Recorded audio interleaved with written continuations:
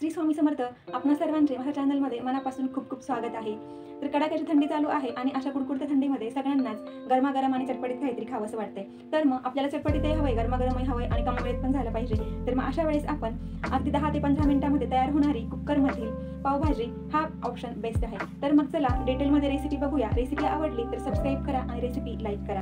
तर चला आता आपण वळूया मेन रेसिपीकडे. ही रेसिपी बनवताना इथे अगदी कमी तेल, कमी मसाले, कमी तिखट, कमी वेळामध्ये, कमी कुटाण्यामध्ये कशी बनवता येईल हे बघितलं आहे. तर त्यासाठी अगदी डाएट चाललं आहे, वजन वाढलं आहे, आजार आहे आणि BP, शुगर आहे, लहान मुले आहेत घरात, वयोवृद्ध माणसे आहेत. तर मग चमचमीत ही पावभाजी अशी कशी खायची, तर त्यासाठी इथे अगदी कमी मसाले वापरून घरच्या तुपामध्ये, तेलामध्ये सीझनल भाज्यांपासून बनवलेली आहे. तर तुम्हीसुद्धा ही रेसिपी बघून अशाच कृतीने पावभाजी बनवा, म्हणजे हिचा सगळ्यांना आनंद घेता येईल. तर मग सीझनल भाज्या खूप स्वस्त मिळतात. वाटाणा गाजराचा सीझन चालू आहे, तर बाजारामध्ये जाऊन छानपैकी भाज्या घेऊन या आणि मस्तपैकी बिनधास्तपणे भाजी बनवा. तर पावभाजीसाठी इथे सगळ्या सीझनल भाज्या घेतल्या आहेत. एक मोठ्या आकाराचा कांदा बारीक चिरून, 2 गाजर, फ्लावर घेतला आहे मिठाच्या पाण्याने स्वच्छ धुवून, किडे अळ्या वगैरे असतात म्हणून, 2 टोमॅटो मध्यम आकाराचे, त्यातल्या सगळ्या बिया काढून मग चिरलाय, 2 मध्यम आकाराचे बटाटे साळून पाण्याने धुवून घेतले आहेत काळे पडू नये म्हणून, बीट घेतला आहे छोटासा, स्किप करायचा असेल तुम्ही स्किप करू शकता, कलरसाठी मी घेतलेला आहे, छान कलर येतो म्हणून, 2 सिमला मिर्च, त्यातल्या सगळ्या बिया काढून उभ्या चिरून घेतल्या आहेत. वाटाण्याचा सीझनच चालला आहे म्हणून वाटाणे खूप छान मिळालेत, हिरवेगार आहेत, फ्रोझन नाही आहेत आणि शक्यतो फ्रोझन नका घेऊ, फ्रेशच घ्या. 8 ते 10 कढीपत्त्याची पानं आहेत, 7 ते 8 लसणच्या पाकळ्या, आलं आहे, 3 सुक्या काश्मीरी लाल मिरच्या घेतल्या आहेत. त्या आपल्याला भिजवून लसणा आणि आल्यासोबत त्याची चांगली पेस्ट बनवून घ्यायची आहे भाजीमध्ये. आपल्याला फूड कलर यूज करायचा नाही आहे, त्यामुळं त्या मिरच्यांनी छान कलर येतो भाजीला. फूड कलर इतका हेल्थसाठी चांगला नसतो म्हणून आपण स्किप करणार आहोत फूड कलर. सगळ्या भाज्या अशा मोठ्या मोठ्या चिरून घ्यायच्या आहेत. आता इथे आपल्याला सगळ्या भाज्या एकत्र शिजवून घ्यायच्या आहे. त्यासाठी 1 मोठा चमचा तूप, त्यामध्ये 1 चमचा मोहरी आणि 1 चमचा जिरे घालून छान तडतडून घेतलं आहे. त्यासोबत 8 ते 10 कढीपत्त्याची पानं घालून तळून घेतली आहे. 1 वाटी चिरलेला कांदा हलकासा मऊ होईपर्यंत परतून घ्यायचा आहे. त्यासोबतच शिमला मिरचीसुद्धा हलकीशी मऊ झाली पाहिजे अशा प्रकारे परतायची आहे. त्यानंतर टोमॅटो घालून टोमॅटो लवकर परतला जावा यासाठी अर्धा चमचा मीठ आणि थोडी हळद घालून घेतली आहे.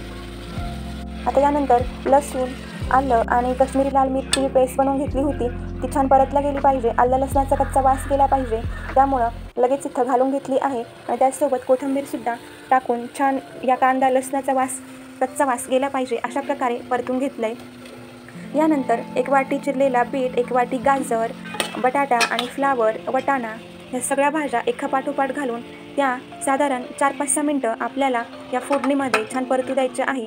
कारण त्यांचा कच्चा वास जाईपर्यंत आणि सगळे मसाले आणि भाज्याचा फ्लेवर असा एकत्र येईपर्यंत परतलं गेलं पाहिजे. कारण ही प्रोसेस खूप महत्त्वाची आहे. इथे सगळ्या भाज्या छान परतल्या गेल्या पाहिजे. 1 चमचा मोठा पावभाजी मसाला घालून घेतला आहे. 1 वाटी पाणी गरम ते पण घालून घ्यायचं आहे. आणि इथे 8 ते 10 मिनटं साधारण या भाज्या सगळ्या आपल्याला शिजू द्यायच्या आहेत. आता इथे तयार करून घेतलेली जी पावभाजी आहे त्यावर घालण्यासाठी आपल्याला तडका तयार करून घ्यायचा आहे. त्यासाठी 1 चमचा तूप, थोडा बारीक चिरलेला कांदा, थोडी हिरवी मिरची, 1 चमचा पावभाजी मसाला, थोडा एव्हरेस्ट लाल तिखट मसाला तेलामध्ये छान परतून घ्यायचा आहे. मिरची आणि कांदा छान मऊ झाला पाहिजे तेलामध्ये, एवढा वेळ परतून घ्या. मसाल्यांनी छान तेल सोडलंय आणि कांदाही छान मऊ परतला गेला आहे. तर आता आपण हा तडका भाजीमध्ये ॲड करून घेऊया. आता इथे आपण भाज्या कितपत शिजल्या गेल्या आहेत ते चेक करून घेऊया. भाज्या छान शिजल्या गेल्या आहेत आणि स्मॅश केल्यानंतर थिकनेस अशी दिसून येते आहे. आता थोड्या वेळापूर्वी आपण जो तडका तयार करून घेतला होता भाजीवर स्प्रेड करण्यासाठी, तो तडका आपण भाजीमध्ये ॲड करून घेऊया आणि छान मिक्स करून घेऊया.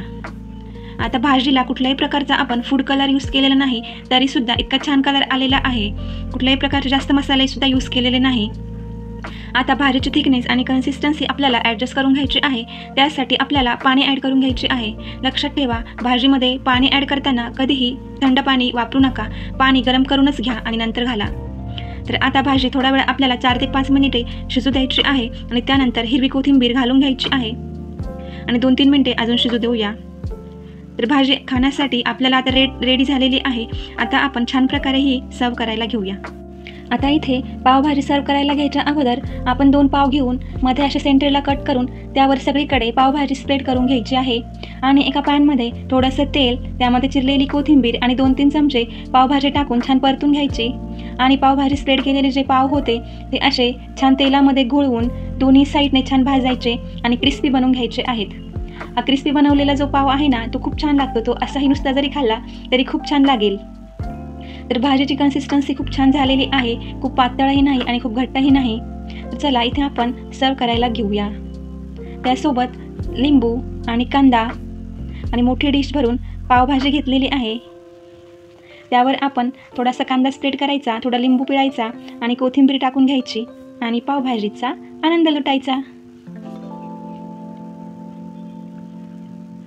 पावभाजी बनवताना बटरचा यूज नाही केलेला, पूर्णपणे तुपाचा आणि तेलाचा वापर केलेला आहे.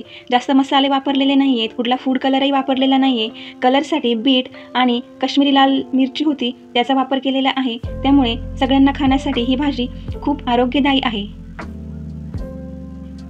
रेसिपी आवडली असेल तर चॅनलला सबस्क्राईब करा आणि लाईक करा.